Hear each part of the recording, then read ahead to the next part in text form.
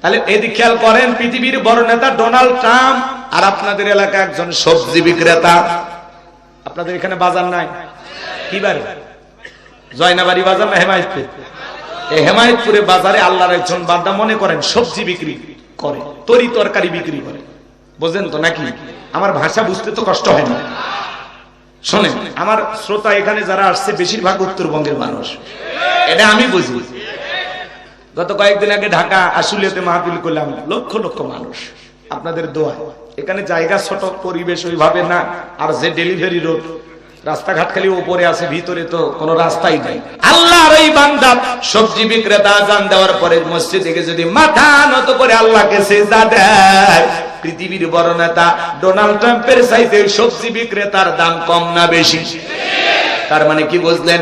ঈমান আছে যার, আল্লাহর কাছে দাম আছে তার। কোন বেঈমানের দাম আল্লাহর কাছে নাই। বেঈমানেরা ক্ষমতার দিক দিয়ে দুনিয়াতে সফল হতে পারে, মরার পরে সবগুলো বেঈমানকে পিটাইয়া জাহান্নামে দেবেন তিনি কে? আপনার চেহারা কালো হোক, ফর্সা হোক, লম্বা হন, খাটো হন, ধনী হন, গরিব হন, তাতে কোনো সমস্যা নাই। আপনি রিক্সা চালক হন, ভ্যান চালক হন, সাইল দরিদ্র মিসকিন অভাবগ্রস্ত যা হন না কেন, আপনার ভিতরে ঈমান আছে, আল্লাহর কাছে দাম আছে।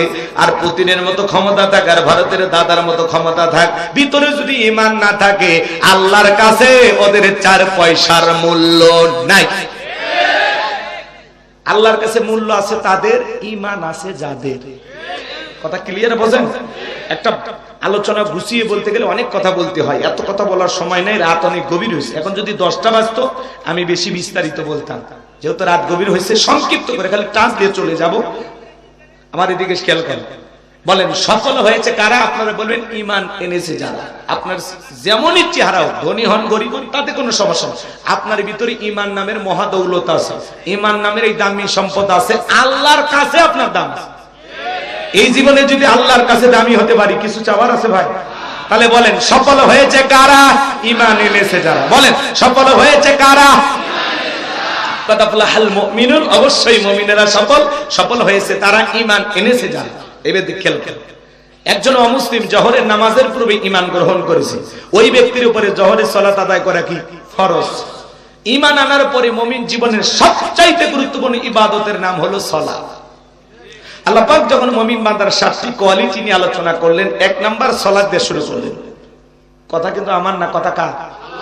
কিয়ামতের ময়দানে সর্বপ্রথম সালাতের হিসাব হবে।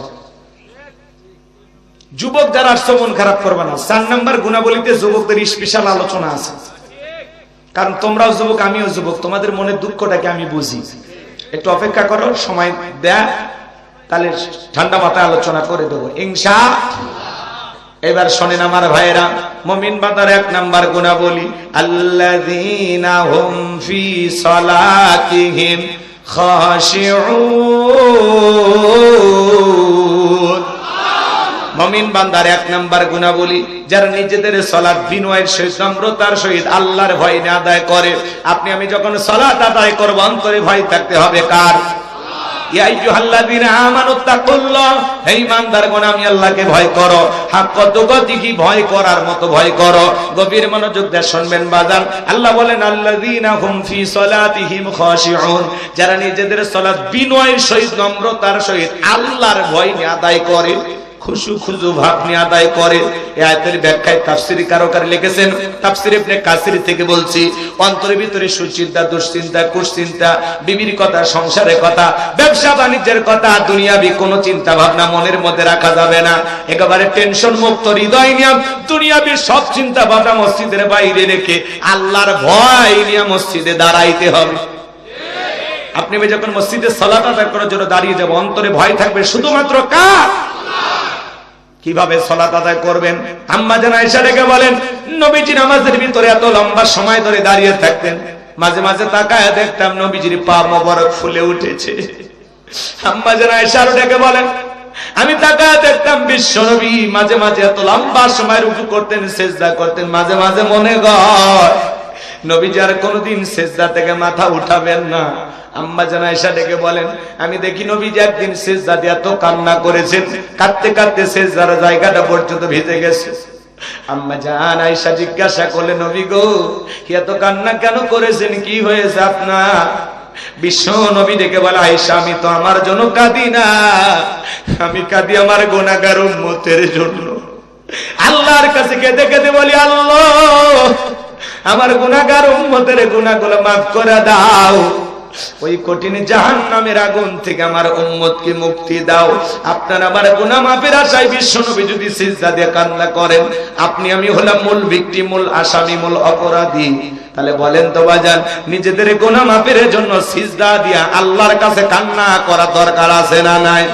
5 ওয়াক্ত সালাত, এটা তো ডিউটি, এটা তো পালন করাই লাগবে, এটা রবের বাধ্যতামূলক ওয়ার্ডার। 5 ওয়াক্ত সালাত আদায় করে না ফল না ফরজ। 5 ওয়াক্ত সালাত আদায় করতে হবে, পাশাপাশি রাতের 1টা 2টা 3টার দিকে ওইটা বিবির ভালোবাসাতে কইরা আরামের বিছানাতে কইরা ঠান্ডা পানি দিয়ে ওযু বানায়া নিরালায় নিবৃত্তিতে যাই নামাজে দাঁড়িয়ে যায় যারা, আল্লাহর প্রিয় গোলাম হতে পারবে তারা। যারা তাহাজ্জুদের সালাত আদায় করে আল্লাহ তাদের মর্যাদা বাড়িয়ে দেন, বলুন সুবহানাল্লাহ।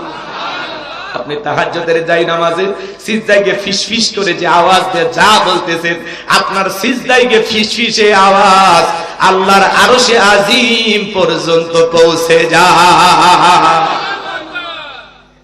আল্লাযীনা ইয়াবিতুনা লিরাব্বিহিম সুজদান ওয়া কিয়ামা, সূরা ফুরকানে আল্লাহ পাক জানিয়ে দিলেন, রাত্রি জাগরণ করে আমি আল্লাহকে যারা সিজদা দেয়, আমি আল্লাহর জন্য যারা দণ্ডায়মান হয়ে যায়।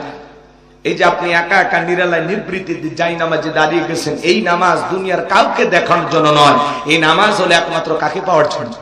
বলিন্না সালাতি ওয়া নুসুকি ওয়া মাহইয়ায়া ওয়া মামাতি লিল্লাহি রাব্বিল আলামিন। সূরা আনআম আয়াত নাম্বার 162 আল্লাহ রাব্বুল আলামিন জানিয়ে দিলেন, নবীজি আপনি বলুন আমার নামাজ, আমার কুরবানি, আমার জীবন, আমার মরণ লিল্লাহি রাব্বিল আলামিন, আসমান জমিনের প্রতিপালকের জন্য। তাহলে মুমিন জীবনের সব ইবাদত হবে একমাত্র আল্লাহ তাআলাকে রাজি খুশি করার জন্য, আল্লাহকে পাওয়ার জন্য। সাহাবায়ে কেরাম কিভাবে সালাত আদায় করতেন? মরুভূমিতে নবীর সাহাবীরা যখন নামাজে দাঁড়িয়ে যেতেন, ওই মরুভূমির বাকিগুলো খেজুর গাছ মনে করে সাহাবায়ে কেরামদের কাঁধের উপরে, মাথার উপরে বসে থাকতো। নবীজির সাহাবীরা সালাতে এত মনোযোগ, কাঁধে পাখি পরে থাকে, তারপরে টের পাইতো না, বলেন সুবহানাল্লাহ। আর আপনি আমি মশা যদি পরে এই হাতে এই জায়গায় নিয়ে যাকে মশা মারে, তারপরে সূরা ধরে, কথা বলেন। হযরতে তালহা রাদিয়াল্লাহু তাআলা সালাত আদায় করতেছিলেন, ছেলেটা খেলা করতেছিল, জঙ্গল থেকে সাপ এসে সন্তানকে পিছিয়ে ধরলেন, স্ত্রী মানুষজনকে ডাকলেন, ছেলেটাকে বিপদ মুক্ত করলেন। হযরতে তালহা নামাজ শেষে জিজ্ঞাসা করে, বিবি রে, বাড়িতে এত মানুষজন, ব্যাপারটা বুঝতে পারলাম না, কি হয়েছে? ডেকে বলে, স্বামী আপনি যখন নামাজে দাঁড়িয়ে গেছেন, জঙ্গল থেকে সাপ এসে সন্তানটাকে পিছিয়ে ধরেছিল, আমি মানুষজনকে ডাকলাম, ছেলেটাকে বিপদ মুক্ত করলাম, এত ঘটনা আপনার চোখের সামনে ঘটে গেল, আপনি কি কিছুই বলতে পারেন না? হযরতে তালহা ডেকে বলেন, বিবি রে, নামাজের মধ্যে মন যদি এদিক সেদিক চলে যায়, তাহলে নামাজ তো আর নামাজ থাকে না। জোরে বলেন আল্লাহু আকবার। আর আপনি আমি নামাজ পড়ি বগুড়া, মন চলে যায় মাগুরা, নামাজ পড়ি ঢাকা সাভার, মন চলে যায় চট্টগ্রামে, কথা বলেন। নামাজ পড়ে ঢাকা শহরে, মন চলে যায় ভারতের বর্ডারে। মাঝে মাঝে নামাজের ভিতরে দাঁড়ায়া দুনিয়াবি এত চিন্তা ভাবনা, এত কথা নামাজের মধ্যে মনে হয় নামাজ 2 রাকাত না 1 রাকাত মনে থাকে না। মাঝে মাঝে দুনিয়াবি এত চিন্তা ভাবনা নামাজের মধ্যে মনে হয় সিজদা 2টা দিলাম না 1টা হইল, নামাজের ভিতরে ব্রেক করে চিন্তা করা লাগে, কথা বলেন ভাই। কারণ আমাদের পাগল মন খালি ছটফট করে, দুনিয়াবি উল্টা পাল্টা কথা নামাজের মধ্যেই খালি মনে হয়, কথা বোঝেন নাই? সময় কম, ওই দিকে যাওয়ার সুযোগ নাই।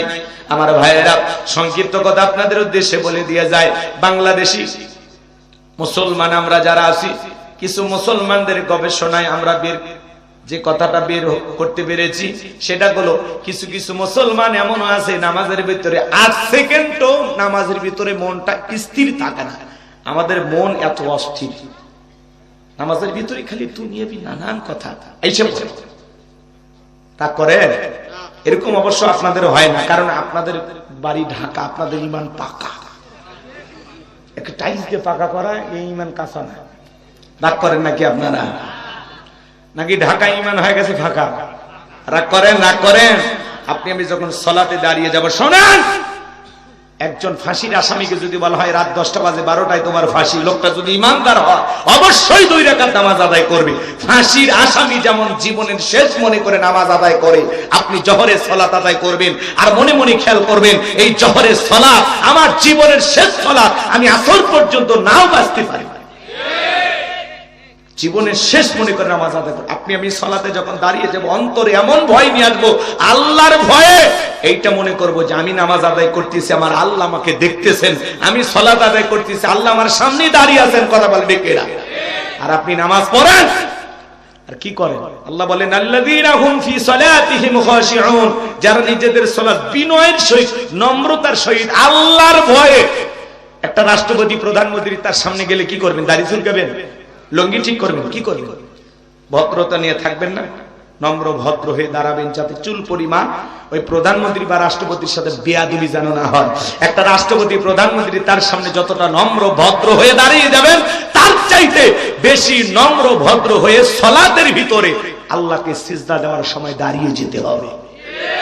আপনি নামাজ পড়েন দাড়ি চুলকান, হ্যাঁ নামাজ পড়েন লঙ্গি ঠিক করেন, আপনার লঙ্গি এত খুলে যায় রশি লাগাবেন। আপনি নামাজ পড়েন টুপি ঠিক করেন, নামাজ পড়তে পড়তে ফোন রিসিভ করে বলে হ্যালো নামাজে আছে। কি ডিজিটাল মুসলমান আছে না নাই? জোহরের 4 রাকাত সুন্নাত, ইমাম আর মুসল্লি একসাথে নিয়ত বেঁধেছে, ইমামের 2 রাকাত হওয়ার আগে মুসল্লি 4 রাকাত শেষ। হুজুর এইবার জিজ্ঞাসা করছে চাচা মিয়া আমার 2 রাকাত হয় না, আপনার 4 রাকাত হয়ে গেল। বলে হুজুর আপনাদের চর্চা কম, হুজুরেরই নাকি চর্চা কম। এরকম মুসলমান আছে না নাই? এই যে সামনে রমজান মাস, শাবান মাসের চাঁদ কালকে উদয় হয়ে যায়। শোনেন শোনেন, যখন আসে রমজান মাস প্রত্যেকটা মসজিদে মনে হয় তারাবির প্রতিযোগিতা শুরু হয়ে যায়। 2 মসজিদের মুসল্লি এক জায়গায় গল্প করে, দোস্ত তোমাদের প্রথম তারাবি? আমাদের হুজুর আল্লাহওয়ালা 1 ঘন্টা লাগে। 1 ঘন্টা? আর আমাদের হুজুর বিদ্যুতের গতি ফেল, কে 20 মিনিটে সব শেষ। সোনার মক্কা মদিনায় তারা আল্লাহ তাআলা তার এই গোলামকে নিয়েছিল, সেখানে তারাবি পড়লাম সময় লাগলো 1 ঘন্টা 45 মিনিট, আর আপনার 20 মিনিটে শেষ। নামাজ পড়েন না তামাশা করে, খালি আলহামদুলিল্লাহ এটুকু বোঝা যায় আর দোয়াল্লিন বোঝা যায়, মাঝখানে কি ভূমিকম্প আছে কেউ জানে না। কথা বলেন ঠিক কি না? এরকম নামাজ পড়লে আল্লাহকে পাওয়া যাবে। সাহাবায়ে কেরাম 2 রাকাত নামাজ পড়ে সারা রাত কাটিয়ে দিয়েছেন। সুবহানাল্লাহ সুবহানাল্লাহ। এজন্য বাজান গো আমার, নামাজ নামাজের মতো আদায় করতে হবে, বিনয়ের সহিত নম্রতার সহিত আল্লাহর ভয়ে। আজ থেকে কারা কারা 5 ওয়াক্ত সালাত আদায় করবেন? জুমা রজনীতে হাত তুলে ওয়াদা দেন, আজ থেকে 5 ওয়াক্ত সালাত আদায় করবেন তো ইনশাআল্লাহ? একটু সময় নিয়ে ধৈর্য নিয়ে সালাত আদায় করব ইনশাআল্লাহ। হাত নামান। বিশ্বনবীর জামানায় ফজরের নামাজের সময় মসজিদ কানায় কানায় পূর্ণ ছিল, জুমার নামাজের সময় একই দিন। আর বাংলাদেশে জুমার নামাজের জন্য মসজিদ ভাঙে 2 তলা 3 তলা করা হয়, ফজরের নামাজের সময় 1 কাতার মুসল্লি পাওয়া যায় না। এমনও মসজিদ আছে মুয়াজ্জিন একাই আযান দিয়ে একাই নামাজ পড়ে, একজনও আসে না।